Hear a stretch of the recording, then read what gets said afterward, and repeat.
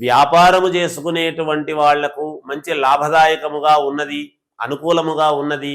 అలాగే శుభకార్యాలలో పాల్గొనేటువంటి విధానము కానీ లేదా శుభకార్యాలు చేయడంలో ముందుండడము కానీ జరుగుతుంది.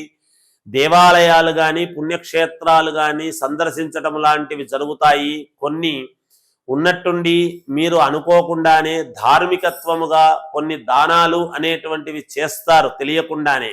ఎందుకు అంటే చెప్పి చెయ్యాలి అనేటువంటిది కాదు, అక్కడికి వెళితే ఏదో ఇది చేద్దాములే అనేటువంటి భావనతో చేయడం వలన మీకు మేలు జరిగేటువంటి పరిస్థితులు కనపడుతూ ఉన్నాయి గాక. ఎప్పటి నుంచో రావాల్సినటువంటి ధనము భగవంతుడి అనుగ్రహము చేత మీ చేతికి అందేటువంటి పరిస్థితులు కనపడుతూ ఉన్నాయి. విద్యార్థిని విద్యార్థులు చాలా శ్రద్ధగా చదువుకోవాల్సినటువంటి అవసరము ఉన్నది. వ్యాపారం చేసుకునేటువంటి వాళ్లకు యోగవంతముగా ఉన్నది. చిన్న వ్యాపారుల దగ్గర నుండి పెద్ద పెద్ద వ్యాపారస్తుల వరకు కూడా చాలా అనుకూలవంతముగానే ఉన్నది.